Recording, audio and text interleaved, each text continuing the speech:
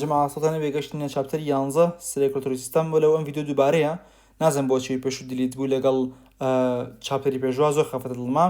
هێوەدەرم گو خۆی باش شەرحیکەمەوە ئەم چاپتەرە خۆی لە دوو پارتا بینێتەوە پارتی یەکەم ئەم بەشەیە کە باسی دڵ و ڤێزڵەکانەکەین ئەویش بەس ئارتری چکۆ زۆر درێژە ئارتری ئەمە پارتێکم لێرا کۆتای پێت پاری دووەم باسی کارپێری و ڤینەکەین دووبارەکەیەتەوە بۆ دڵ دوێشە باسی لیمفاتیک ڤاسکولار سیستەمەکەین بۆ چونکە کاتێکڵین کۆندامی سوڕان لە کاردیۆڤاسکولار و لیمفاتیک ڤاسکولار پێکاتوە the circulatory system پەمپ و دایرەکتی بڵەد سێڵەکانەکات و مادەکان بۆ ناو کە ناو بڵەدایە بۆ هەموو شانەکان نێرێت کەواتە خڕۆکە سوورەکان خانەکانی تر نیوتریەنت دایبرد ئێنێرە بۆ شانەکان ئیتر هەردوو بڵەد و لیمفاتیک ڤاسکولار سیستەمەگرێتەوە ئەم سیستەمە ئیتر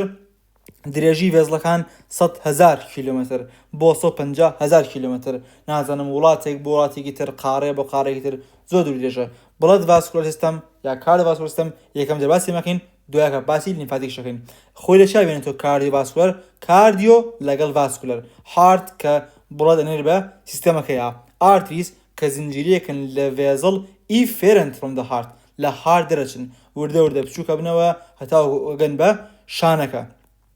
کاپەری طبعا ئارتری کە بێتە ئارتیریۆڵ دوێکا مێتا ئارتیریۆڵ ئێتە کاپێری دروستەکات کە ئۆکسجین و CO2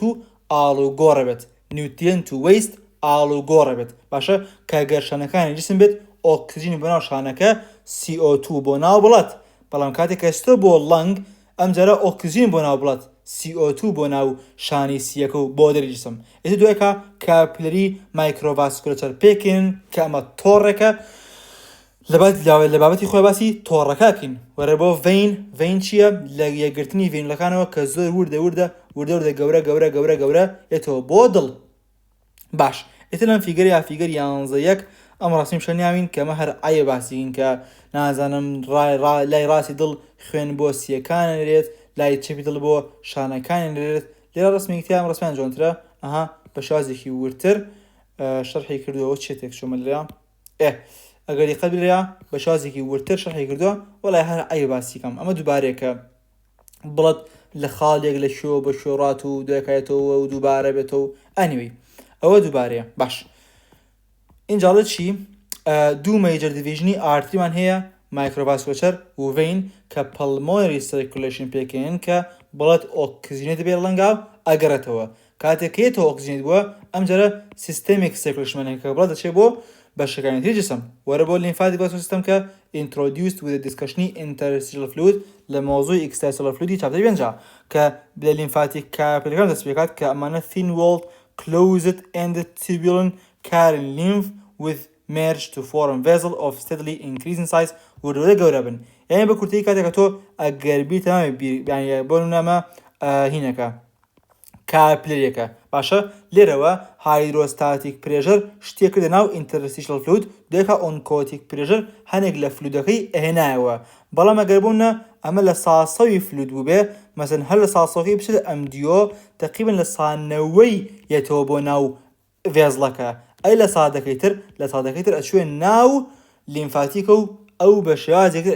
ئەیبردە بۆ سوپیەر ڤێنەکەی با کەواتە ئەو شلەزیاوی کە لە شانەکانە ناتوانێت بێتە ناو ڤێزڵ ئەچێتە ناو لیمفاتیک و دوێکەشتە بۆ دڵ largest lymph vessel connected لەگەڵ blood vascular system و empty into large veins near the heart بەتایبەتی superior ڤێنەکەی با returns fluid from tissue space all over the body بۆ بڵەد ئیتر internal surface کۆمپۆننتەکانی بڵەد و لیمفاتیک سیستەم is linked by بەچیدا پۆشراوە ڕووپۆشراوە simple squamous epithelium کە پێوترێ endothelium Either as the interface between blood and organ, the cardiovascular endothelial cell have crucial physiologic and medical importance. لبيني خوينو organakana am endothelial cell إيشانشيا. طبعا not only must endothelial cell maintain a selectively permeable antithrombogenic barrier. أو هيج أمدو يشاكن ك بدلي خوانك شيء أنيرنا أو دوي خوانك شنانرن يعني ببردامي ك نارن كلودروز بي أو هيج خوي أمدواني هي. They also determine when and where wide blood cell can circulation جبلن بو interstitial space تشوكان و سکریتی پاراکراین فاکتر دەبن بۆ دایلیشن و کۆنستریکشن و گرۆڵ فاکتر بۆ ئەجێژن سێڵ ئەم بە عام شتێکی پێوتین وەرە بۆ هارت یەکەم جا باسی هارت دەکەین کارێک مەسڵ کە باسمان کردم ئەم ماسوول کە لە هینا لە مۆزووی چاپتری پێشوە کە حیف سرابوویەوە دووبارە کۆمان کردووە کارێک مەسڵ in the four chambers of the heart will contact rhythmically بە cell cycle pumping the blood through the circulatory system وەرە بۆ 11 کەمە گەردیقەت بەی دوو دانە ئەتریامان هەیە ڤێنتریکڵمان هەیە لێرە کارەباییمان هەیە کەم کارەبایانش هەر مەسڵن بەڵام مۆدیفای کراون تەنها کارەبا دروستکەن ئەمە ئێسەینۆدە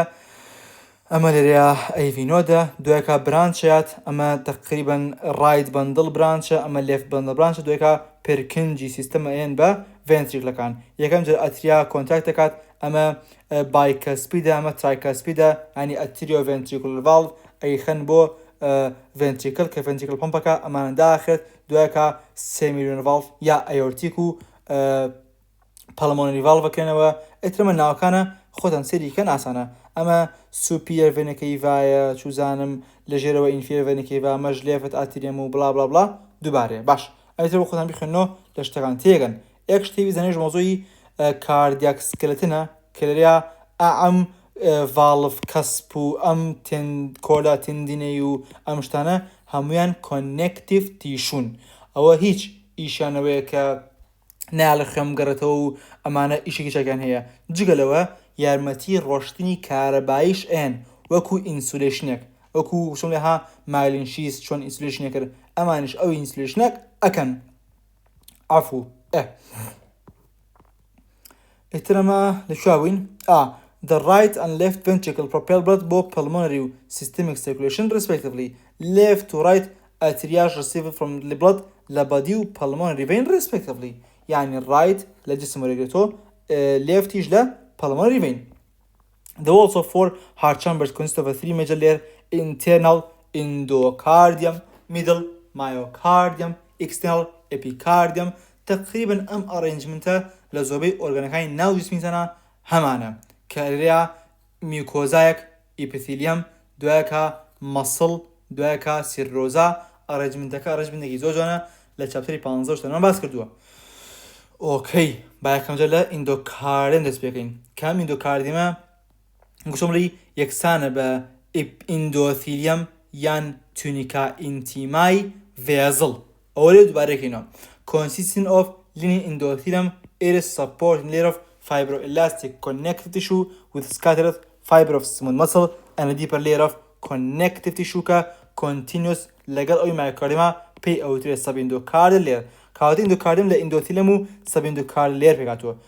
ینی میوکۆزایەکمان هەیە ئیپیثیلیایە ئیپیثیلیاکە سەپۆرت کراوە بە کۆنێکتیڤ تیشو لە ژێریەوە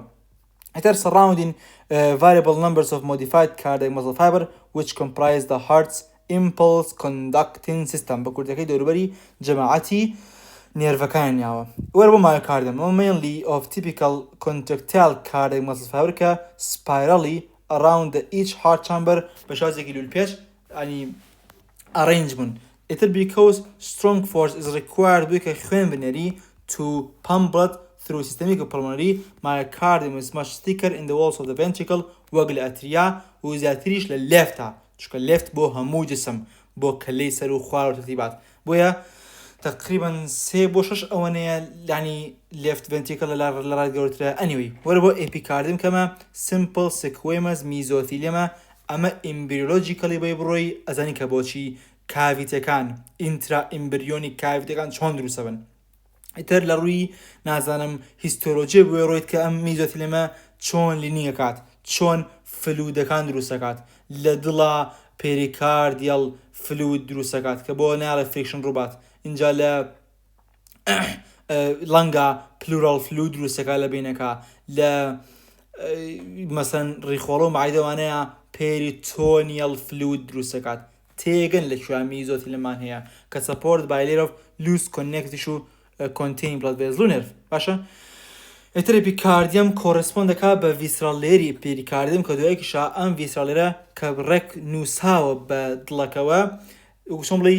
لە ژێرەوە لێرێکی تو دروست دەکات پەرایەتەڵی دروست دەکات the membrane surrounding the heart إتر where the large vessel enter and leave the heart epicardium reflects back أجرته بدوابة parietal layer هي pericardium رسالات لبيني parietal وفيسرلا فلودكت هي.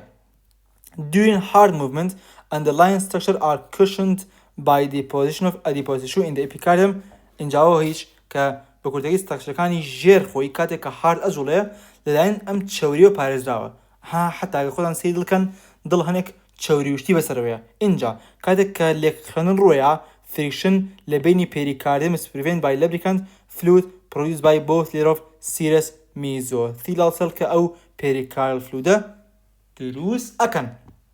Within these major layers, the heart contains other structure important for its overall function of moving blood, bone, prominent, dense, irregular connective tissue, cardiac skeleton separate the musculatory arteria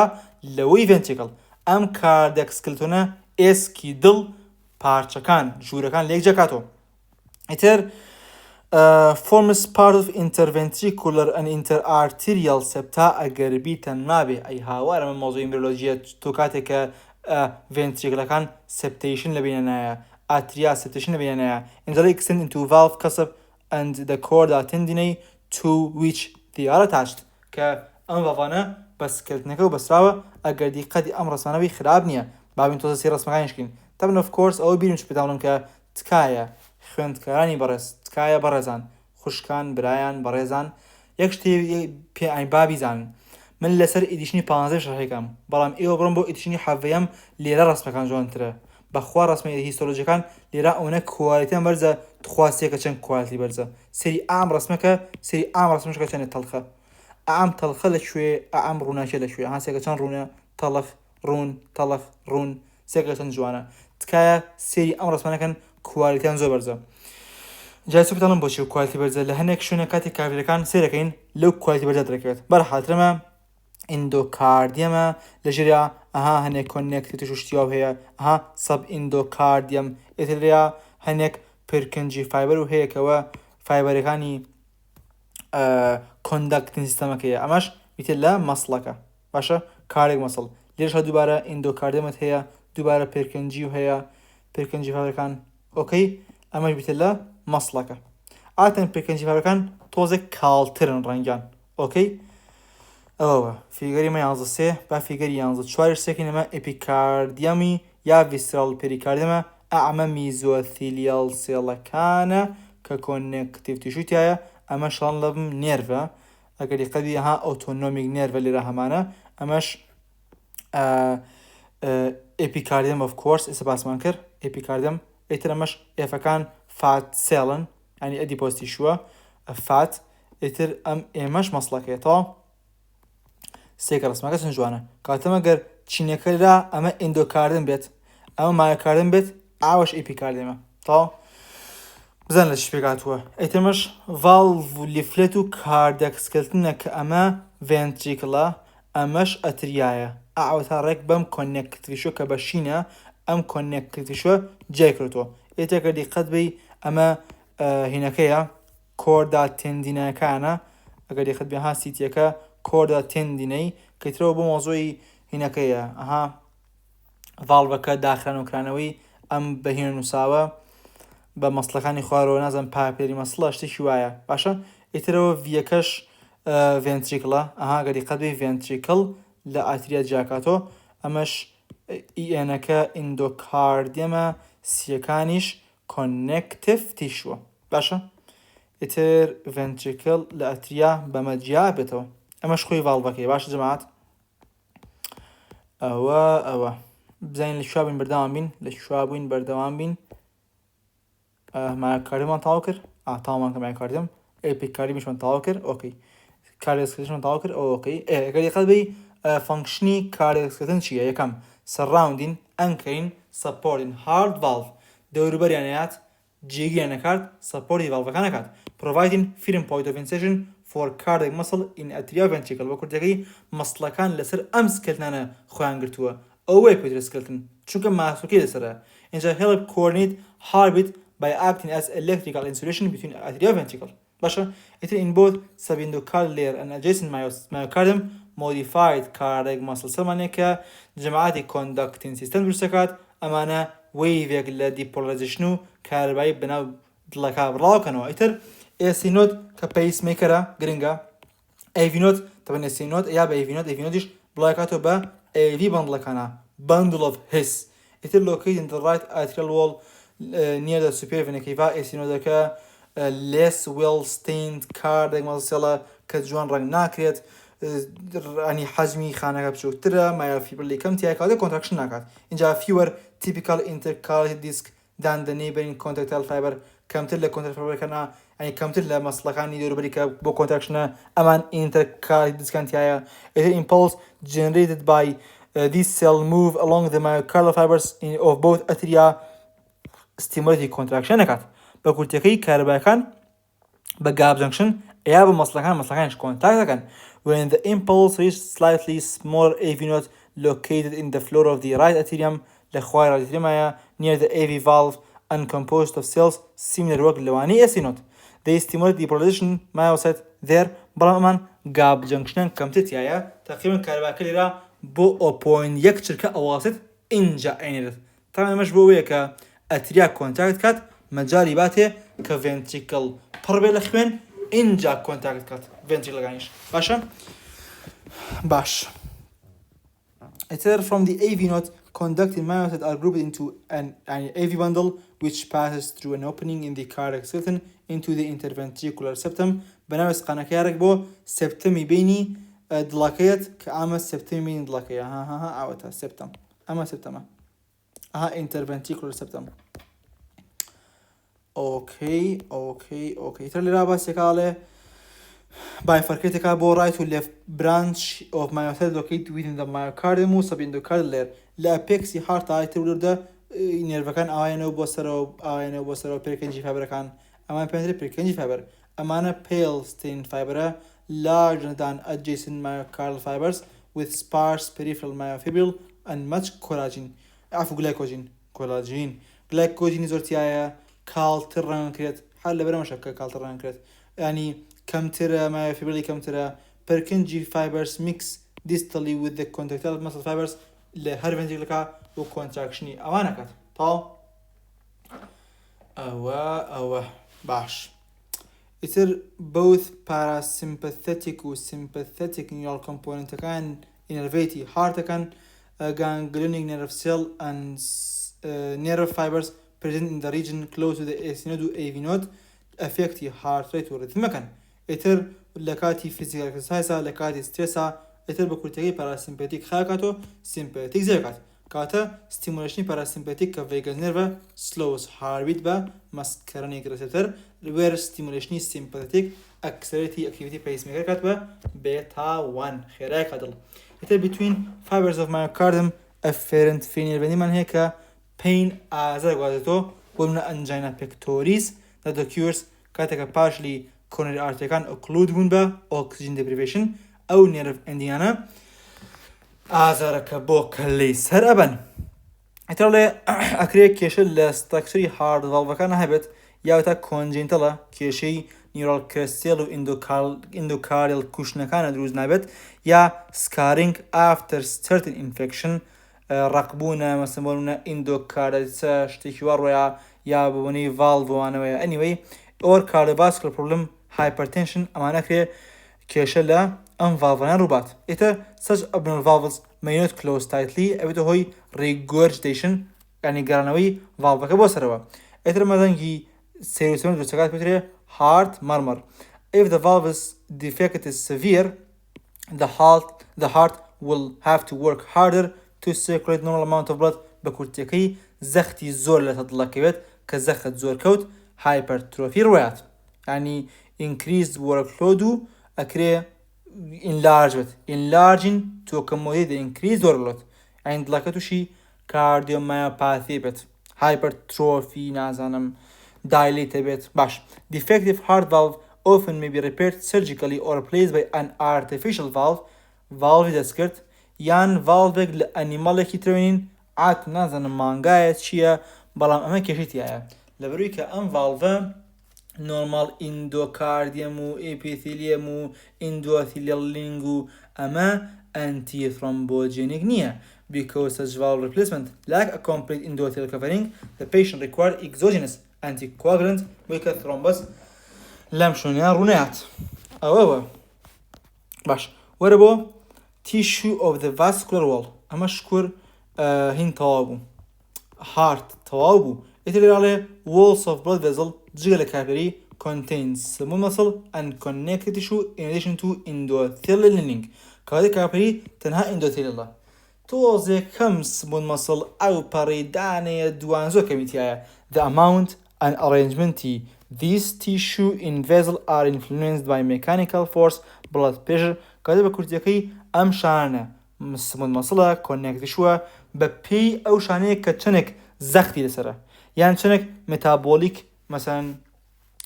شانەکە چنێک خوێنی پێویستە باشە ئیتر چ blood pressure بێت چ پێوی داویستی شانەکەی بێت. Anyway, the endothelium is specialized epithelium that acts as a semi-permeable barrier between two major internal compartments کە blood و interstitial fluid کاتەمە ئەگەر دیقەت ببوونە vessel-ەکە ئێترەمە ئێمە endothelium ئەمە endothelium ئەمە ناو بڵەدە ئەمەش interstitium ئەم خانەڕێک لە بینی دوو شانایە. Vascular endothelial cells are squamous, polygonal, elongated with the long axis in the direction of the blood flow بە ئاراستەی blood flow خۆیان گونجانەوە و درێژن. Endothelium with basal lamina highly differentiated to mediate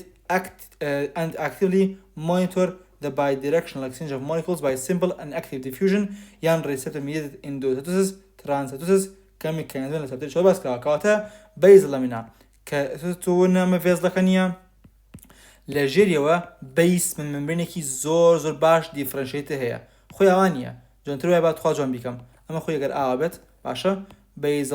بيس من ممبرينكا اوايا باشا بس كنتو زيك ذات استورا بقولت هي كنترولي اكسنجكا چبو دري خوين يا بيتو بناوي خوين همي كنترول كات اتجقل موضوع metabolic exchange endothelial cell ايش دري شكات non thrombogenic surface دوباره كبون هيباريندريات tissue plasminogen activator von Willebrand factor اینجا اکره vascular tone blood flow رک خات بون نگر هاتو constriction بيت endothelial یا angiotensin converting enzyme وابكا بيقارد بو angiotensin دو vasoconstriction يعني اكره relaxation که ناتيك اوكتدو prostaglandina اكره برجبلا inflammation local immune response p-selectin كلناو ويبل بالات بدي كان موضوع inflammation ين كلسر endotheliumك بونما اگر اما endotheliumك باشا بونما blood vessel باشا اما endotheliumك باشا امرك لناو خانكيا او ويل بالات بدي تيايا p-selectin تاع p-selectin هاشتي اوايا بك p بسات اما يلس بردي خانك ام شداني مشتا اته p-selectin يكم جار ابسه به واي بلس لكانه دوكا بانتجرين تواو اشقيتو دوكا اكسترافازيشن اشتناو شانكوا باشا اول تابي دونزا نك تابي دونزا لو بتكاني منتي اشتناو باس كردو اته كادك شنو ناو شانكوي شو خانكان بالحال اته اندوثيال سيرج اكري هنيك فاكتور كو انترلوكين مندربن يعني رفتاري خانكاني اميونيتيك عينك تكين ريجوليتيكن جيجلوا growth factors دريات ك proteins promoting proliferation of specific white blood cell niche and cell that make up the vascular wall هنه growth factor واكن لويكا اكري شاني لولي خوينه دروس كنوا يشي لو growth factor انشي كزوغرنگا همو تلفزيونيه vascular endothelial growth factor ك vasculogenesis لامبريو يكات دروزبوني يكم tube انجا maintain vasculature in adult و promote capillary sprouting يكات outgrowth from small existing vessel كاتاكا تو يكم vessel دروسكي او vasculogenesis اگر لما ورشي دروسكي vesitor او بتري angiogenesis هارو كلمة يعني اما هارو شكات باشا برا اما لامبريويا اما لا ادلتا اتا باشا بوشي angiogenesis الرويا لكاتي normal growth لكاتي tissue repair و regeneration هانجار تومرو pathological condition hallmark cancer in both process other growth factors angiopoietin stimulate endothelial cell كابيكا recruit سم مسكنو فایبروبلاست و خانەکانی تر لەوەیە. باش ترمە لێرە باسی نۆرمال ڤاسکولارێتیمەکە کە خۆی ئەنتی ترۆمبۆژینیکە سێڵشتی پێ نابەسێت پلێتێت و تەرتیبات، بەڵام کاتێک کە ئیندۆتێلە ئاین دامەج بێت بە ئینجری کۆلاژنەکە لە سەر ئیندۆتێلەکەیە induce aggregationi blood platelet پلێتەکان بە von Willebrand فاکتۆرە بەسێت. ئەم پلێتانە ڕلیزی فاکتۆرەکەن کە ADP-ە نازانم تhromboxane A2 ئەمان دەرێن کە نازانم دوێکە بە کاسکەیدێک of course هەنێک هینژەکەی تەیش هەنێک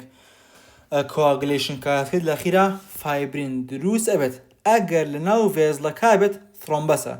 ئەگەر لێ بێت و پارچەیەک بەناو خوێنە بسوڕێتەوە ئەوە ئیمبۆڵایە کە زۆر خەتەرە کە بێ فریایکەوێت. ئەها producing a potentially life-threatening condition ئەکرێ ببێتە هۆی کە لە شوێنێکا بگیرێت، ئەگەر لە مەشکا بگیرێ بێتە stroke، ئەگەر لە سیا بگیرێ pulmonary embolism، ئەگەر لە کیدنیا بگیرێ lung renal embolism باشە هەمووشی بێتە هۆی نێکرۆس مردن. Later in both cases, vascular flow may be blocked, producing a potential life-threatening barrier. The integrity of the endothelium, preventing contact between plates of subendocardial connective tissue, is an important anti-thrombogenic mechanism. كواتناي بليتكان جير اندوثيل مكابي بينن. إذا كاتيكش كثرومبس دروس بيت كاتيك تاو دروس بوا إتونا شركة ثرومبوليتي بكابيني كثرومبوليتيك إيش كثرومبوليتيك كيش كلاسيكاني anti coagulant to درسي موضوعي anti coagulant to anti platelet thrombolytic كذاترشيا tissue plasminogen activator. This is a serine protease كبريدان فبينكات dissolve في كلوتكات كهذا جرادو كلوتك دروزو بيت طبعا of course هو window period وشتيها خوي هي بس أو موضوع management وشتيها لكن باش smooth muscle fibers occur in the walls of all vessels larger than capillaries and are arranged helically in layers. بقول يجوز كده كابري همانو بشوازي هيليكالي نازم هيليكس شو بيكون بكردي بس بشوازي نازم باي بخوا نازم شون هيليكس بيشم برحل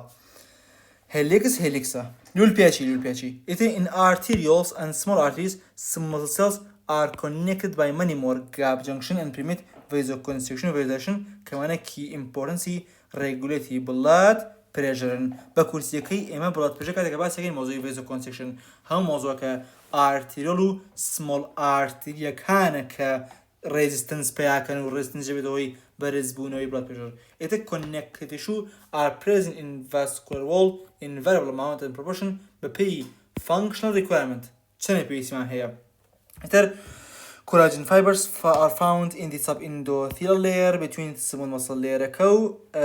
outer covering كadvantage كايا باشا إتر بخدم زين كsubendothelial كشيء بيش يعني smooth muscle كا am connected شوت هي إتر elastic fibers provide resiliency required for the vascular wall to expand under pressure كزياتر أما يعني artery جوركانا بيانتري elastic artery يعني پێوترێ conducting artery کە بۆ ئەیۆرتا و ڤێزڵە گەورەکانە پێویستەکە ئەم ئێلاستیک فایبەری تایبەت بۆی کە تەحملی ئەو بڵات پرێژەر و زەخت و تەرتیباتە بکات. باش elastin is a major component in the large arteries where it forms parallel lamellae باسی ئەو لەمێلای نسا regularly distributed between muscle layers لەبینی مەسڵەکایە it varies in amount and composition ground substance كبروتيوغلايكانا هايلورونيتا يعني بجدر لموضوع physical و metabolic property فيزلكا بتبتي لموضوع permeability أعم ground substance بيمان أرد كشوني شت آلو غور بيلبني أو فيزلو دوربري فيزلكا يعني دني فيزلكا باش the walls of all blood vessels larger than microvascular have many components in common and similar organization as a حنباتنا branching of vessel help produce reduction in their size that are accompanied by gradual changes in the composition of the vascular wall. كذا بقول لك هذا حتى branch با مثلا بتشوكتر بنوا كبتشوكتريج بنوا زياتر قران كاي روات. إذا خمتنا بسي هموج وركانا كين elastic artery فرقي شيء لقال conduct عفو هن distributing artery فرقي شيء لقال arterial فرقي شيء لقال مێتا ئارتیۆڵ باش ئێدە بە کورتەکەی هەمویان لە کۆمەڵە شتێکە لێکەچن باش ئێدە transition from those small artery arterial are not clear cut ئێدە بە کورتەکەی ئارتری و ئارتیۆڵوانە زۆر لێک جێ ناکرێتەوە بەڵام گۆڕانکاریەکە بە شێوازێکی تەدریجی ئێستا سێرەکەین بەرحاڵ چ ئارتری بێت چ ئارتیریۆڵ بێت چ گەورە بێت ئەین سمۆڵ ئارتری بێت ئارتیۆڵ بێت لارج ئارتری بێت هەمویان سێ کۆنسنتریک لێر یا تونیک یعنی کەوت سێ بەریان هەیە تونیکا ئینتیمە تونیکا میدیا لەگەڵ ئەدڤنتیشیا کاتە پێشەوەی کە بە کورتەکەی بێت سەر مۆزووی ڤاسکولەتەر یەک مقدمەی جوانی لەسەر تیشوی ڤاسکولەر وۆڵ پێوتیت معلوماتی جوانی پێین وەک چۆن پێشەکە بێت سەر هارت معلوماتی لەسەر هارت پێین باش بزین تونیکاکان چییە ئەمە تونیکا ئینتیمایەکە لە ئیندۆثیلیەم پێگاتووە لە سەب ئیندۆثیلەڵ پێگاتووە لەگەڵ ئینتێرنەڵ ئێلاستیک لەمینە کە ئینتێرنەڵ ئێلاستیک لەمینە ئەم ئینتیمایە جاکاتەوە لە میدیاش چی تایە ئیکستێرنەڵ ئێلاستیک لەمینە کە جێکاتوە لە ئەدڤنتیشە ڤەیسا ڤەسۆڕەمی تایە کە ئەمە vessel of vessel لەبەرەوەی کە ئەمانە ئەستورن ئەمانە بە کورتەکەی ئەم خوێنە ئەگەر بشیا بە ئینتیما بە دیفیوژن ینی خانەکانی ئێستا بن تۆ vessel خوێن ناوە بۆ شانەکانی جسم ئەی کێ خوێن بەخۆی بات یەکسەر خۆی خوێن بە دیفیوژن ئەستە ناو ئەم خانەوە of course بەڵام بۆ شانەکانی ژێرەوە کە زۆر ئەستورن ئەم خوێنە ناتوانێت دیفیوز کات بۆیە پێویستمان بە vessel ینی vessel بۆ vessel vesa ڤەسۆڕەم The innermost tunica intima consists of the endothelium and a thin subendocardial layer of loose connective tissue دوباره sometimes contains some muscle fiber. In arteries, the intima include a thin internal elastic lamina elastic megatua with holes allowing better diffusion of substance from blood deeper into the wall. برامج تبي زانم internal elastic lamina arteria زور ابنين لجوري إلاستيكا لبريك إما زور إلاستيك فبمان هي internal elastic lamina كمان هي بلام جوان ديارنيا خوي هر هيستولوجيش گرنگی بە چی ئێن هیستۆلۆجیستەکان ئەوانەی کە پسپۆریان لە شانەزانیا هەیە گرنگی بەوە ئێن لەژێر مایکرۆسکۆپە چی دەرەکەوێت نەک ئەوەی کە چی هەیە ئێستا تۆ ئینتەرنەل ئێلاستیک لەمنا با هەبێت لە ئێلاستیک ئەنی ڤێزڵەکانە ئارتریەکانە بەڵام کە دەرناکەوێت بۆ یاحسەی بۆ ناکەین بەڵام ئەگەر هاتوو بچێ بۆ دیستریبیوتین ئارتری لەبەرەوەی کە ئێلاستیک فەبرەکان نامێنێت ئەو کاتە جوانتر دەرەکەوێت ئێستا حانەوە تێگەین لە بابەتە تونیکا میدیا کە میدە لێرەکەیە consist of chiefly of concentric layer of helically arranged smooth muscle cell کە بەشازێکی هێلیکس نەزانم ئەوایە هێلیکس شتێکی بەشازەیە interposed among the muscle fibers are variable amounts of elastic fiber and elastic lamina reticular fiber proteoglycan all are which produced by smooth muscle cell بە کوردەکەی ئەم smooth muscle cell extracellular بۆ خۆی دروستەکات in arteries the media may also have an external elastic lamina کە سپەی دەکات لە adventitia وەرە بۆ adventitia کە ئەمە connective tissue type 1 collagen تایە و elastic fiber تایە adventitia continues with and bound to the stroma of the organ through which blood vessels run ئەوەگەر بچنە چاپتەری 15 تەواو تێگەن کە ئێمە دەشنەکە سیرۆزەمان نەبێ پێریتۆنیەم دایم هەموو ئۆرگانێک connective tissue لە بەرگی دەروە هەیە کە ئێمە ئەڵێن dense irregular connective tissue لێرا وشەی adventitiaی بەکار هێناوە just as the heart wall is supplied with its own coronary vasculature وەک چۆن دڵ coronary artery هەیە بۆ خۆی vessel-ەکانیش vesa ڤەسۆڕەم vessel of vessel هەیە کە ئەیا بە خۆی arterial capillary venule in adventitia and outer part of the media کاتە تۆ arterial و capillary و venule لە vessel هەیە بەس لە adventitia کەیە باشە the vesa ڤەسۆڕەم are required to provide metabolite both cells of those tunics in larger vessel because وڵەکە زۆر تیکە بۆی کە تەنها بە diffusion لە بڵدەوە بێتە ناو شانەکەوە ئەتر luminal blood تەنها پرۆڤایتی خانەکانی ئینتیماکە بەس خانەکانی ژێرەوە دەتر ناکات because they carry the oxygenated blood large veins commonly have more vasa vasorum than arteries لەبەری کە vessel هەر خۆی خودی ئۆکسیجنیان نییە بێت تۆزێک ئەم بەقانی زۆرتر خوێنی بڕوات چونکە ئەو خوێنی کە نایەتی کەڵکی نییە. The advantage of larger vessels also contain a network of unminded autonomic nerves, the vasomotor nerve figure 11 ئێستا فێری باسەری ئەو فیگەرانە بکەین. ئەمە فیگەری تونیکی vascular wall لێرە زۆر جوانە تخوا سەری هێمەکان چەند جوانە ئەو ڕسمە هاوڕیان سێنگن ئەو ڕسمە چەند کوالتی بەرزە سێکە ئەو ئێلاستیک فایبەرانە کامێن ئاوان سێ قسم جوان دەرکەوتون سێگەن خوا قەزەشان جوان دەرکەوتووە تقریباً ئەمە internal elastic laminایە کە دەرکەوتووە نەک دەرکەوتووە هەیە بەس لەگەڵ ئێلاستیک فایبەرەکانە تێکەڵاو بووە هەیە ئەشبینرێ بەس جوان دیار نییە. ئێستا حالین لە سلایدە تۆ باسیەکەین طبعاً of course ئەم ڕسمی لای چەپ باسی ئەیۆرتا و بۆکە ئەیۆرتا ئەمیم لە باسی vena بۆ کات ئاگاهان لەبم بزانم vena cava لای بیست vena cava کاتە vێنێکی گەورە لەگەڵ ئارتێژی گەورە تەمە خۆی internal elastic lamina فیچەری ئارتریە ئاگادار بە بەڵام لە large veinیشا ئەکرێ هەبێت internal elastic lamina. باشای ترەمە گەردی قەت بی ئەمە تونیکا ئینتیماکەیە ئەمە گەردی قەت بی بەشی مەسڵەکەیە تونیکا میدیا ئەمەش ئەدڤێنتیشاکەیە ئەگەر دیقەتی میدیاکە بیت میدیاکە ینی سمول مەسڵەکە لە ئارتریا زۆرترە بە بەراورد بە میدیای ڤین بەڵام ئەدڤێنتیشەی ئەمیش کەمترە بە بەراورد بە ئەم ئەدڤێنتیشاکەی زۆرترە ئەو ئیفەش ئێلاستیک فایبەرەکانە کە چۆنەوا دەکەوتون تەواوە. ئیتری بەدەم تێبکەن لە جیاوازینەوە ئارتری و ڤین چووکە بەڕاستی ئەوشتە لە ئیمتیحانەکانە زۆر ینی هاتنەوەی هەیە کە هیستۆلۆجی ئارتری و ڤین فەرقیان چییە با بەردەوامین ئۆکەی ئەمە ڕسمەکەمان شەڕە کرد خوا گەورە ناشینە هەر بێزی نایە بخوێنی تۆ ئیتر ئەمەش ئەگەری خەبەی باتخوا بێنە سەر ئەمەش ڤێزلەکانە بۆ نەمە ڤین ئەمە ڤێنیوڵە ئەمە ئارتریە ئەمەش وردەڵانەکان کاپیلەری ڤەسا بە سۆڕەم باشە بۆ هەنە سەر تێکەچێت ئەنیوەی بەبینەوە بۆ سەرەوە لە کوواوین تاوین سەر مۆزۆی ڤاسکولەتەر تێکە دیقەتی سەریا باسی ئارتێکین و کۆتەیە بەتەکەمانێت تەمەن مۆزۆی کە لاژە ڤێزلەکان کە وردە بچووکە بنەوە undergo gradual transition into structure with different histologic feature و function کە ئەمە لە تێبڵی یەکە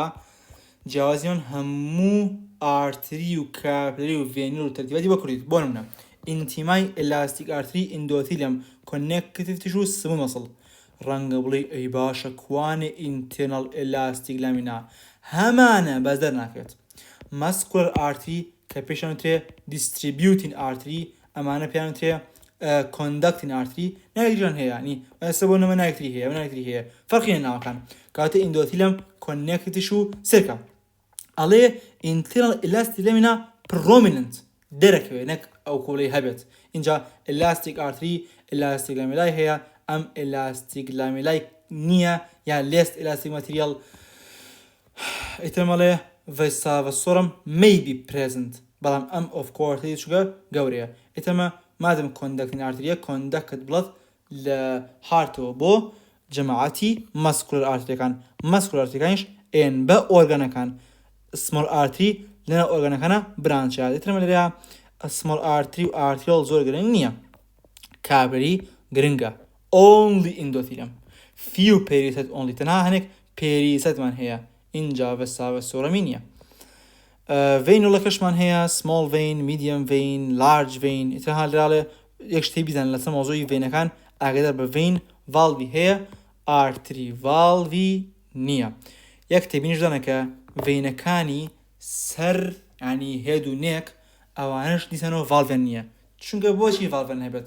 بۆچی تۆ خۆی ڤالڤ بۆوەیە کە شتێک نەگەڕێتەوە تۆ هەر خوێن خۆی لەسەرەوە بە گراڤیتێتە خوارەوە چ پێویستەکە بیگریت بەس خوێن کاتێکە لە خوارەوێت خوێن لە قاچەکانەوە بە وروژمێک ئەنی زرم تۆزێک بەنە سەرەوە ئەوێ ڤالڤەکە دابەخرێت بێ خوێنێک نەگرێتەوە بە خوارەوە گراڤیتی دانێگرێتەوە دووبارە ئیترەوە شتێ جوانە ئێستا بین باسی بابەتەکان بکەین ئێلاستیک ئارتری ئیترەمە ئێۆرتایە پەلمۆری ئارتریە و برانچە گەورەکانە ئەمانە پێشنەوترێ کۆندەکتین ئارتری چکە مەیجڕۆن ئەوەیە کە بیان بەس مۆڵ ئارتی لە فیگەری 11 حوت ئەیە کە ئێستا باسمەکەها فیگەری 11 حوت ئەی ئەمە باسی ئەمەد بۆکە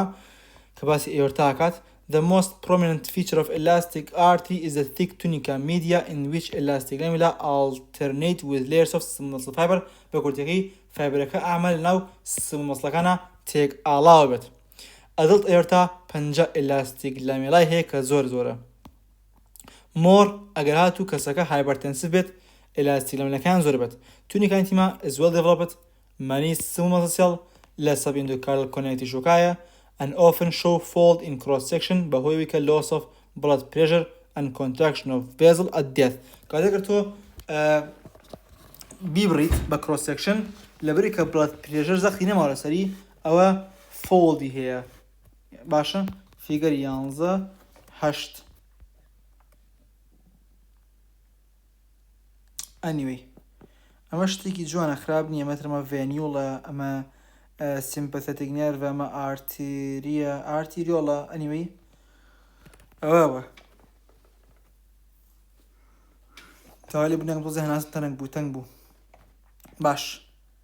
ئێتر between the intima and the media internal elastic lamella هەیە کە more defined than elastic lamella of the media کە زیاتر دیارترە وەک لەوەی ئێلاستیکی میدیاکە ئەوە خۆیان تێگەن لە مەسەڵەن چییە دنگشە as much thinner وەک لە میدیاکە کە ئەوە فیچەری ئانی ئارتری خۆیەتی. Numerous elastic lamellae of these artery contribute to their important function in making the blood flow more uniform. خوێن بەرە پێشە بڕوە ئیتر لە کاتی سیستۆلیا ventricular tension blood ئەچێ بناو ئارتریەکانە بە زەختێکی زۆر ئێلاستینیش سترێچ بێت دیستنی وەڵاکات بە لیمیتێک کە کۆلاژنێکە دێرەکات دوێکە کە ریلاکسە بێتەوە بە شازێکی زۆر خاو ریباوند پاسڤلی باشە یەکسە خۆیەتەوە شوێن خۆی کاتێک و سیبەتی لاستیک وایە ڕایەکێشی هێتەوە شوێن خۆی ئیتر helping to maintain arterial pressure ئیتر aortic و pulmonary valve prevent backflow blood بۆ ناو heart دووبارە ئەم شتانە so the rebound continues the blood flow away from the heart کە ڤالڤەکانیش داخرا ئەو خوێنە ئیتر بەرەو شوێنەکانی تری جسم ئەڕات ئیتر arterial blood pressure و blood velocity کەم بێتەوە حتا وەکو خوێن لە دڵ دوورکەوێتەوە لای دڵە بەرزترینە وردەوردە کەمەکە حتا arterial و veinوانە vein low pressure سیستەمە وەرە بۆ atherosclerosis گرنگترین clinical medical application is the disease of elastic artery and large muscular artery vێزلە گەورەکان that may play role in nearly half of all death in developed parts of the world. ئیتر بۆ دەست پێیە کە dysfunctional endothelial cell oxidizی LDL دەکات کە تۆ endothelial cell تێک چوو oxidizی LDL کرد لە تونیەکانی دیما ئەمە وەکات دەوی کە adhesion and intima of entry of monocyte بە ناو endothelium شتا ئەڕات بۆ ناو تونیکانی دیما و ژێر endotheliumەکە کە چۆژر endotheliumەکە بۆیە کە ئەو oxidized LDL قوت بات کە قوتی یا پێیانوترێ foam cell accumulate and along with the free LDL produce pathologic sign of early atherosclerosis کە ئەگەر سێریکەن ژێر ئینتیماکە کاتێک کە زەر دەبێت دنیایشتی تایە foam celli تایە fatty streak کە لیپیدی تایە ئینجا دوێکە وردەوردە کە دیزەکە پرۆگرێشن نەکات فایبرۆفاتی پلاک سەتا بەس تەنها چەوریە دوێکە فایبرۆسیسیش ڕۆیە پێوترێ ئەثێرۆما consisting of glue-like mix of smooth muscle cell و collagen fiber و lymphocyte with necrotic region of lipid debris and foam cell بە کورتەکەی هەرچی پیسای هەیە لیا کۆبێتەوە ئیتر هۆکارەکە بەهۆی دیزلیپیدیمیاوەیە کە ڕێژەی LDL بە HDL بەزۆ بەرزە کۆمپلیکیشنی دایبەتیک کە هایپەرگلایسیمیایە هیچ کۆمپلیکیشنەکان atherosclerosis و coronary artery disease hypertension and the presence of toxin introduced by smokingش ئەکرێبێتە هۆی atherosclerosis in elastic arteries atheroma produce localized destruction within the wall weakeningi ئەمینەکات دیواری ئەم ڤێزڵەکات کە دیوارەکە لاواز بوو ئەگەرمە ڤێزڵێک ئاوا بێت باشە ڤێزڵەکە کە شل بوو ئەو کاتە ئەچێ بەناوە ئەو کاتە ئاوای لێت شتێک دوزەبێتێ ئەنوریزم بەڵج هەین شتێکی ها تقریبان ئەوا دروستەبێت کەەوە شتێکی زۆر خەتەرەمە چکە گەری تەقینی هەیە ئەم شتە لێرا بتەقەیە دنیای خوێنەبوون ڕوات which can rupture. ئیتر in muscular arteries such as the coronary artery ئەثێرەما ئەکرێ occlude blood flow کات کاتە گەری قەت بی ئەثێرەما لە شوێن جیاوازە ئیشی جیاوازەکات ئەکرێ ئەنوریزم دروستکا و بتەکەت ئەمە لە ئێلاستیک ئارتریە لە ماسکولار ئارتریە ئەکرێ بڵد فلۆ بگرێت باشە بۆ منە ئێلاستیک ئارتری بۆ منە لە مێشکا کرێ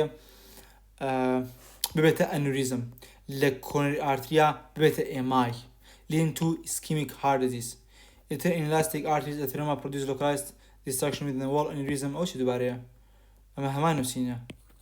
ischemic heart disease ئەوی لێ غڵەتە ئەو چی غڵەتە وەڵاوە غڵەتێکی چاپەوە ئابزم چەکەن کردەوە شتە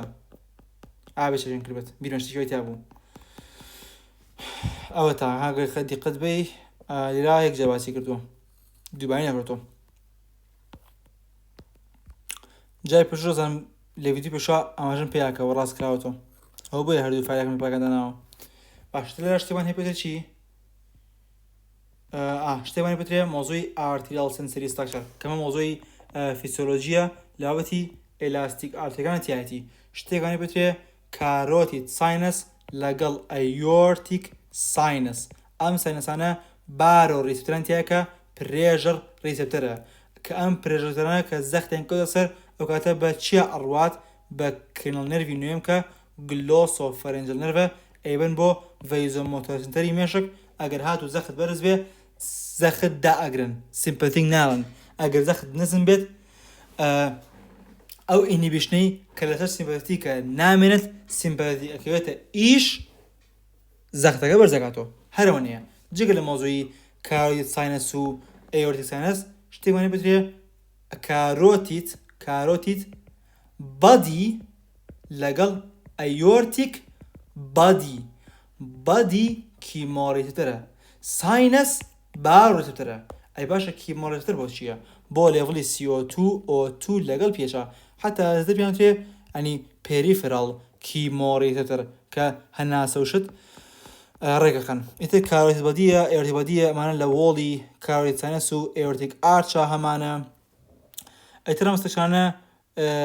پارتێکی ئۆتۆنۆمیک نێرڤستان پێترێ پاراگانگلیا کە ڕێج کاپێری نەتوەرکی تایە ئەترم کاپێرانە are closely surrounded by a large neural crystal driven gloma cell کە ئەم gloma cellە دنیایەک vێزەوی تایە کە دوپامین و ئەستایکۆلین و نیۆرۆترانزمیتەری تایە ئەم gloma cellانە کاتێک کە ئەمسوانان تایە هەست دەکەن بە کاتێک کە ئۆکسجین کەمە هایپۆکسیا یان CO2 زۆرە هایپەکەپنیا یان H بەرزە ئەسیدۆسیس ئیتر یەکسەر ئەو ڤێزیکڵانە فرەیان کە ئەو شتانی تایە کە دوپامین و ئاوانی تایە بە کورتێکی ئەوانش ئەو ترانزمیتەر شتانەش کە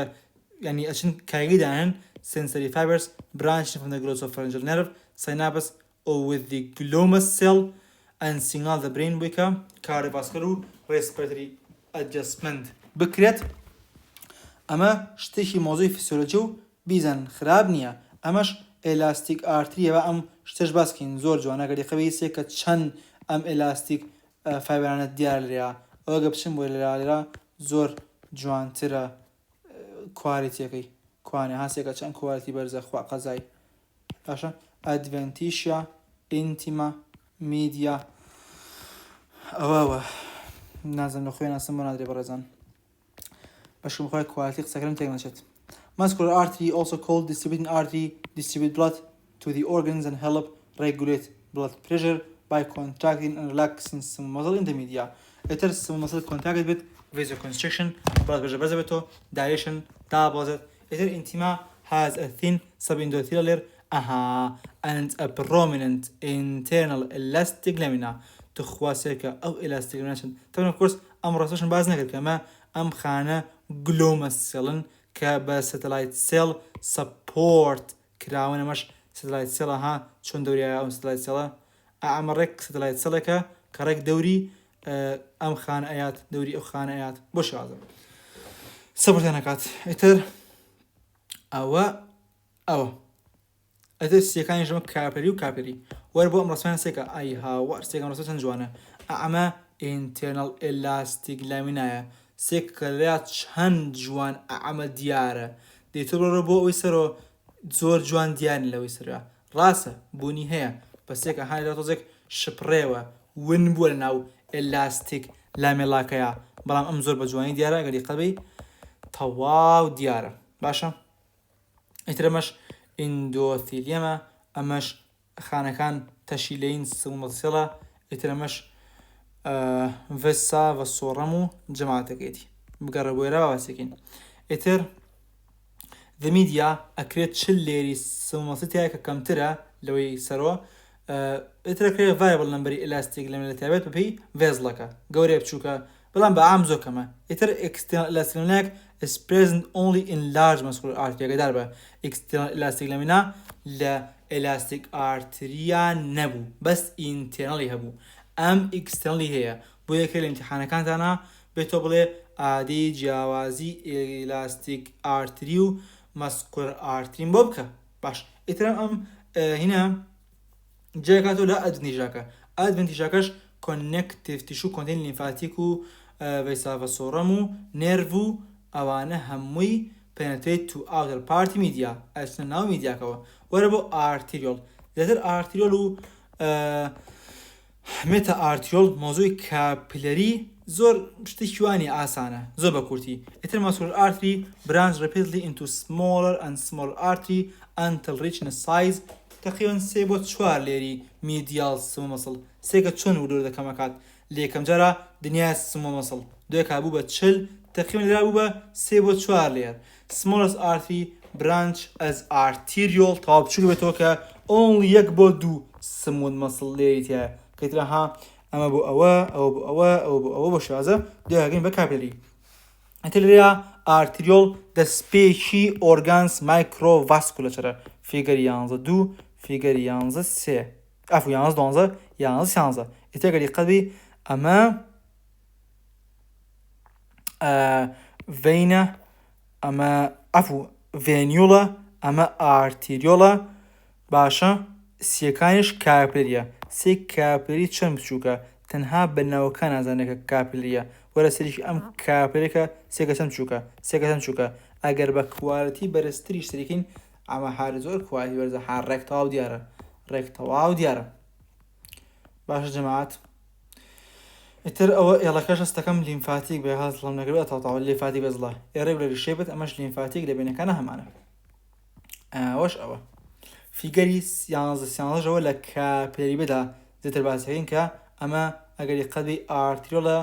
1 بۆ 2 دانە هینی لە ئاڵاوە سمون مەسڵ کەمەش ئارتریۆڵ برانچێکی بچووریاکە مێتا ئارتریۆڵە مێتا ئارتریۆڵیش دوایەکە ئەمە کاپلەری لێ بێتەوە ئەم برانچەنە پێنرێ ترو کاپلەری ئەوەشی کە ڕاستەخۆ ڕێک بە یەک دانە ئەشت تا ئەوسەر بێتێ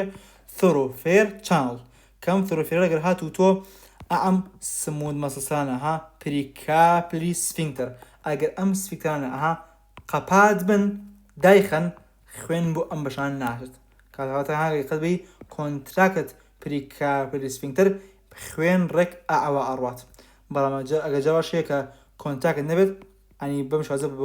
بەلاکانی شاڕات ئاتنەگەر هاتو تۆ بەپێی ئەکتیڤیتی شانەکەیە کە زۆر ئەکتیڤ نەبێت تەنها ئاوایە بۆ نەگەر تۆ ماسوولکەیەک و زۆر ڕانەکەیت یا هەر تۆ لە ڕێستا ماسوولکە و ئیش ناکات زۆر بۆیە خوێن ئاوا ئەڕوات ئێگە سوکر بە ئەکسەرسایز ئەو کاتە ئەمانە ژەکەنەوە تا حەقی هەیە بۆ مۆزووی پریکاپلەری سفینکتەرەوە با بەردەوام بین باشتر لە exchange between blood و tissue لەرا ڕۆیات arterioles are generally less than 0.1 millimeter in diameter with lumens approximately as wide as the wall stick بەپێی ئەستوریان ئەوەی شوابم لەم تێک چوو لومنەکان بە قەو ئەستورەکەیتی چەند ئەستورە لومنەکەشی هەرەونەیە دەسەبیندۆ کار لێر فیگەر 11 فیگەر 11 ئەوە من ئەو یەکە ناخێنمەوە 11 ئەگەری قەدی ئەم ڕسمە بێت ئەیەکەت پێ ئەڵێک ئەمە ئارتیریۆڵە ئەمە ئیندۆتیلیەمە هەیە ئەمە ئینتیماکەیە ئەمە میدیاکەیە ئەوەش ئەدڤێنتیژاکەیە سێکە چەند لێرەکە تەنێکە تەنەکە هاسین کە میدیاکە و چەند کورتە ئەدڤێنتیژاکە شوەر کورتە باشە بە کورتەکەی لومنەکە بە قەو ئەستوریەکەیەتی تا ئەتە ڕسمی بیش ئەڵێ سێ ئارتیریۆلی حەجمی جیاز پیشانیاوینەوە various sites کاپێریشی پیشانیاویت. ڕسمی سیش پێماڵێک کە مێزنترێک ئارتۆلێکی بە ئۆبلیک بۆ بڕیویت کە سمود مەسلسەلەکان ئاراستی بۆ کردووە ئەنێک ئاراستە سۆریالرا ئێمێک بۆداناوە سەهمەکانیش کە سەهمی کردووە هەستەکەم ئیندۆتیلێن بێت. ها ئیندۆتیلەسڵ ئاروهێت ئیندۆتیلەسڵ ئەنیوەی لە شوابووین باش. ئێتر سەب ئیندۆتیلێری is very thin elastic lamina لە ئارتیریۆڵا absent میدیاکە circulatory arrange لەوانترا helically سێکە چۆن فەرقی هێشتەکان in both small artery arteriole adventitia is very thin and inconspicuous یعنی زۆر جوان دیار نییە clear نییە. Arterioles almost branch to form an anastomosing network of capillary کە surrounding parenchyma ئۆرگانەکات دێمە کاتێکە چوون ناو پارەنکایمە ئۆرگانەکانەوە بۆنە لیڤەرە بۆ نوچزانم ئەلڤیۆلای لەنگە چوزانم بلا بلا بلا دایم تۆر دروستەکەن تۆر. ئیتر at the end of arteriole the muscle fibers وەکو sphincter produce periodic blood flow through capillaries. یەک خاڵ هەیە لەسەر کاپیلری کە پاری دوم باسیەکەن یەژەوەیە کە یەک شتەی بیزانە دائیم خوێن بەناو کاپیلریە ناڕوات کۆنتینوەس نییە مەوەکوکانی هەر لەبەری بڕوا ڕاستە بە هەموو vێزلەکانی جسم vێزلە گەورەکان بە بەردەوامی 24 ساعات خوێنیان پیاڕوات بەڵام کاپیلری وانییە کاپیلەری تۆنی هەیە من تۆزێک وەکو گوشمڵی هاوکو لەداین دڵ وەکو پەلس بە شازێکی پەلستایل تۆزێ بڕوا بۆس هاوکو لەداین دڵ تەپ تەپ تەپ تۆزێ وەرەو دەخێنڕات بە شازی پەلستایل. Muscle tone normally keeps arteriole partially closed, resisting blood flow, which makes these the major determinants of systemic blood pressure. کاتە خۆیان دەتر ئەم vێزڵانە داخراون لە کاتی پێویستە ئەکرێنەوە کاتێک ئەمانەش داخراون ئەمانە resistance مۆزوعی total peripheral resistance کە تۆڵی blood pressure یەکسانە بە cardiac output ئەمە هارتە کە تۆ ئەڵەی کەڕەتی total peripheral resistance ئەمە مۆزوعی vascularە و کامانشن کە دیتەمینی total vascular resistance دەکەن بریتین لە ئارتیۆڵەکان لەبەری کە هەمویان پێکەوە سورفەیزەرێکی گۆیان هەیە. باش بە کورتەکەوانە هەر هەمووی مۆزوعی فیسیۆلۆجیە و مەرحەلە گشتی خوێنراوە. blood pressure depends on cardiac output and total peripheral resistance to blood flow. ئیتر due to resistance of arteriole سکایە بزانە. ئیتر hypertension or elevated blood pressure may occur secondarily to renal or endocrine problem بەڵام more commonly essential hypertensionەکە idiopathic یعنی نەزانراوە. ئیتر due to a wide variety of mechanisms that increase arteriolar constriction ئەو constrictionە زەخت زۆر بەرزەکاتەوە. باشە ئەمەش ئەوە باش. ئیتر لێرا باسی واکاڵێ in certain tissue and organs arteriole deviate from this simple path to accommodate various specialized function. ئەم ڕسمە تەواو بیرکردنەوەی ئێمە کە چنێک هەمان لەسەر کاپەری ئەگۆڕێت. ئێمە چەندێکەوەمان زانیوە ئارتیریۆل مێتا ئارتیریۆل کاپیلەری کاپیلەری بێدەکە ڤێنیۆل ئەجتۆ بۆ جسم بەڵام شەرت نییە ئەمە دایم وابێت لە هەنشونە ئەم شکلە ئەگۆڕێت. بۆ نمونە لە سکینە ئەکرێت تۆ ئەم ئارتیریۆڵە یەکسەر ببێتەوە بە ڤین بێکە بە کاپیلەرە بڕوا. ئەمە لە سکینە چی سادێکی هەیە مۆزوعی تhermo regulation ئەوە دەستم زۆر لەسەر ئەپەتەکە نییە بۆی دەستخۆت ناشینە بە پەرەی نووسم دەستم زۆر لەسەری نییە. ئەنیوەی ئەو بە مۆزوعی پلەی گەرمی ئەم شێوازە ینی ئەم vێزڵانە بەشدارن لە پاراستنی پلەی گەرمی. ئێترەگەر بۆ نمونە بتەوێ ساردی گەیت و جسم خوێن بێرا ئەنریت بەڵام ئەگەر توێ گەرمی گەیتۆ نە بێرا ئەنریت. باشە وەرە بۆ پۆرتال سیستەم تا ئێستا ئێوە قەت لە خۆتان پرسیوە بۆچی وشەی پۆرتال دینمان هەیە. پۆرتال یعنی دەرگا doorway ئەم دەرگایە بۆ چییە؟ لە هەنێشونا ئێمە شتێکمانی بترێ ڤینەس پۆرتال سیستەم باشە لە شوێنێک یەک تایبەتە شتێکمانی بترێ ئارتیریەل پۆرتال سیستەم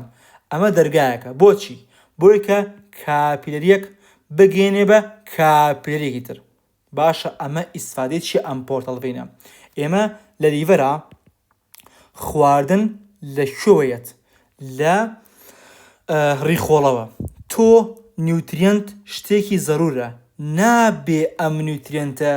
بگات بە vێزلێکی جسم چونکە vێزلی جسم خواردنەکە پەشوبڵاوکاتەوە کەواتە پێش ئەوەی کە ئەم خواردنە پەشوبڵاو بێتەوە ئێمە ئەم پۆرتال ڤینە ڕێک تەواو هەرچی هەیە دایرێکتی ئەکات بۆ لیڤەر تەواو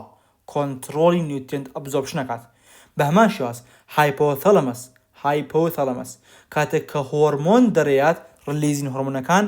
ئەبێ ئەم ڕلیزین هۆرمۆنانە بە شێوازێکی زۆر ڕێکخراو نابێ لە ناوبڕدا بە خێرایی دایلوت بن بە کورتەکەی بە ڕێژێکی تەواو بە vێزلێکی تایبەت بە خۆی بچێت بۆ ئەبوونە ئەنتیەر پەتووتەری بۆی کە تەواو ئیشی خۆی بکە ئەم هۆرمۆنە لێڤڵەکەی بە شێوازێکی تەواو بمێنێتەوە بەرزونزم نەکات کەواتە هێپاتیک پۆرتال سیستەممان هەیە ئەوە بۆ هین بۆ لیڤەر اینجا هایپۆفایسیل پۆرتال سیستەممان هەیە کەمە هەردووشی هەردوو سیستەمەکە ڤینەسە یەک دانەشمان هەیە کە ئارتیرەڵە کەوە ڕسمەکەیرا پیشان نەیاوە ئەویش لە کیدنیە هەمانە ئەویژەوەیە کە تۆ کاپیلەرێکت هەیە باش بۆچ بترێ ئارتیریەل پۆرتال سیستەم چونکە خۆی لێرە پۆرتال ڤینەکە درا ڤینە بەس لە کیدنیە پۆرتال ڤینەکەت ئارتریە چیمان هەیە ئێمە ئەفێرنت ئارتیرۆڵمان هەیە بۆتە کاپیلەری کیدنی جیاوازەکەی کە نابێ بە ڤێنیۆڵ نابێ بە ڤین هەر ئارتیرۆڵە پێوترێ ئیفێرنت ئارتیرۆڵ ئەم ئیفێرنت ئارتیرۆڵە کە پێی ئەڵێن پۆرتال ئارتری یا پۆرتال ئارتیریۆڵ جوانترە ئەم کاپیلەری گلۆمێرۆلەسە ئەگەینە بە پێری توبیولەر کاپیلەری لە لوپ ئۆف هێنلیە ڕوونە بەڕێزان ڕوونە زۆر لەسەری ناڕۆین و خۆتان بیخوێن و هەمان شتە ئیتر لێرەیە ئەکرێ فۆر ئێگزامپڵ تێرمۆڕێگولیشن لە سکینە بایپاسی کاپیلەری نێتوەرک کات یعنی نەچێتە ناو کاپیلەرەکەوە یەکسەر دایەکتی بۆ ڤینۆڵەکە ئیتر میدیا و ئەتوینتیشە ستیکەر ئەستورتر لەم ئارتریۆڤینەس شەنتانەیە ئیتر ئەنریچلی ئینەرڤێتد بای سیمپەتیک و پاراسیمپەتیک نێرڤ فایبەر بە کورتەکەی باسی ئەوت بکە کە ئالێرەیە لەم جۆرەیانە میدیا و ئەدڤینتیشەکەت ئەستورە لەم ڤێزڵانەیە بە کورتەکەی چکە زۆر ورد نابنەوە نابێتە کاپیلەری ئیتر ئۆتۆنۆمیک فایبەرز control degree vasoconstriction at the shunt regulating blood flow can through the capillary bed high capillary blood flow allow heat dissipation akat ئەتەوێ جسم ساردکەیتەوە گەرمی ڕادەرەوە لە کاتێکا reduced capillary blood flow یەکسەر شەنتیکا ئەو بۆ حاڵەتی سەرماییە گەرمت بێتەوە پۆرتال سیستەم پۆرتال ڤین بۆ هۆرمۆن و نیوتریەنت هەڵبگیرە لەلایەن بڵدەوە in the first capillary و deliver بکرێ most efficiently بۆ سێکەندەری کاپیلەری پێش ئەوەی کە